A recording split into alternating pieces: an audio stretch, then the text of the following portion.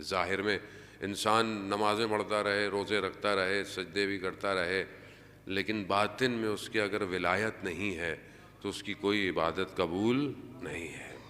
تو اسی لیے آج کل کی جو ٹرمنالوجی اگر آپ یوز کریں تو ہارڈ ویئر سے زیادہ سافٹ ویئر اپڈیٹ ہونے کی ضرورت زیادہ ہے۔ انسان بہتر جو ہے کہ اس کے اندر کا جو میکینزم ہے وہ بہتر ہونا چاہیے، اور اسے کوئی بھی بہتر نہیں کر سکتا تھا سوائے ان کے کہ جو انسان کے انٹرنل اسٹرکچر سے واقف نہ ہو۔ خدا نے ایسی ہستیوں کو بھیجا کہ جو انسان کے انٹرنل اسٹرکچر سے واقف تھے۔ آپ اگر انبیاؤں کی زندگی دیکھیں تو انبیاؤں نے اگر دعوت دی ہے تو صرف اور صرف خدا کی عبادت کی طرف دعوت دی، اور اگر ان کو مقابلہ کرنا پڑا ہے تو دنیا کے ان دنیا پرستوں سے، ان حکمرانوں سے کہ جو صرف اور صرف اپنے نفس اور خواہشات کی طرف دعوت دیتے تھے۔ آپ کے سامنے قرآن چند طرح کے نظاموں کی گفتگو کر رہا ہے۔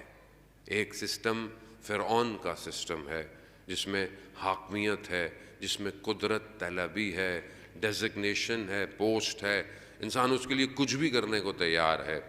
ایک سسٹم قارون کا سسٹم ہے، آج کی لینگویج میں فائننس کا، اکنامکس کا سسٹم، کہ دنیا کو فائننس کے ذریعے سے ڈومینیٹ کیا جائے۔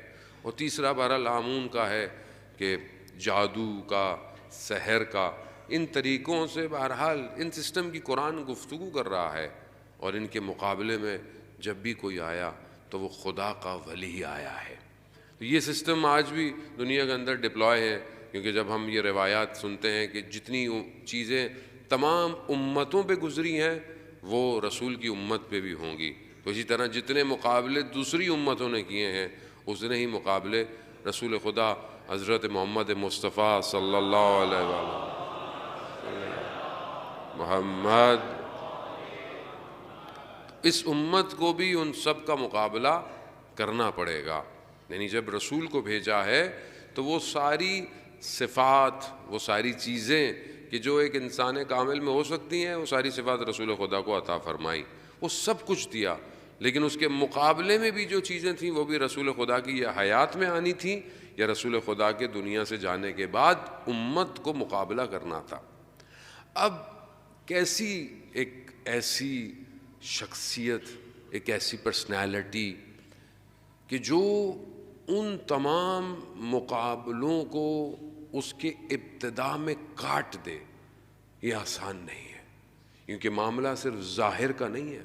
جہاں آپ کہتے ہیں کہ رسول خدا 1,24,000 انبیاؤں کے سردار تھے، تو وہاں جو رسول کے نظام کو خراب کرنے آئے گا وہ بھی ان سب امتوں کے اندر کفر، جادو، طاقتوں کا سرداری ہوگا، یا یوں کہیں کہ ان کا پیروا یا پیشوا ہوگا۔ آسان نہیں تھا یہ مقابلہ۔ حضرت عمار رضی اللہ تعالیٰ عنہ کے جو بہترین صحابی ہیں، بابصیرت صحابی ہیں، رسول خدا کی خدمت میں آتے ہیں اور کیا فرماتے ہیں کہ یا رسول اللہ، میں آپ کے جانے کے بعد تاریکیاں، فتنے دیکھ رہا ہوں، اور فتنے اور تاریکیاں بالکل تھیں کہ عام شخص اسے دیکھ نہیں سکتا۔ ایک ایسی تاریکی، ظلمت چھانے والی تھی کہ جس نے تمام انبیاؤں کی محنت کو دبا دینا تھا، مگر اس پوری تاریکی میں ایک دروازہ ایسا جلا کہ جس کی روشنی نے آج تک انسان کو ہدایت دی ہے، اور وہ دروازہ کسی اور کا نہیں تھا، وہ دروازہ اس خاتون کا تھا کہ جسے خدا نے ایسی صفت کے ساتھ پیدا کیا کہ جو سر کائنات ہے، جو کائنات کا راز ہے۔ وہ یہ آسان نہیں ہے، یہ باتیں سننا، ہسٹری کی بات کہہ دینا کہ ایسا کیسے ہو سکتا ہے، ایسا کیوں ہو گیا، کیسے ممکن تھا۔ خوب یہ ظاہر ہے کہ انسان وہاں موجود نہیں ہے، جو وہاں موجود تھے وہ جانتے تھے۔ آسان نہیں تھا، کہنا بہت آسان ہے۔ لوگ کیسے تھے؟ گھروں سے باہر نہیں نکلے۔ لوگ کیسے تھے؟ سید الشہداء کربلا میں شہید ہو گئے۔ ہم کیسے ہیں؟ آج فلسطین میں ہونے والے واقعات میں ہم میں سے کتنوں کی زبانیں کھل رہی ہیں، ہم میں سے کتنوں کے سٹیٹس چینج ہوتے ہیں۔ لوگوں کو تو ڈر ہے کہ انسٹاگرام کا پیج بند ہو جائے گا، فیس بک کا پیج ڈاؤن ہو جائے گا. ہم تو اسی میں پھنسے ہوئے ہیں.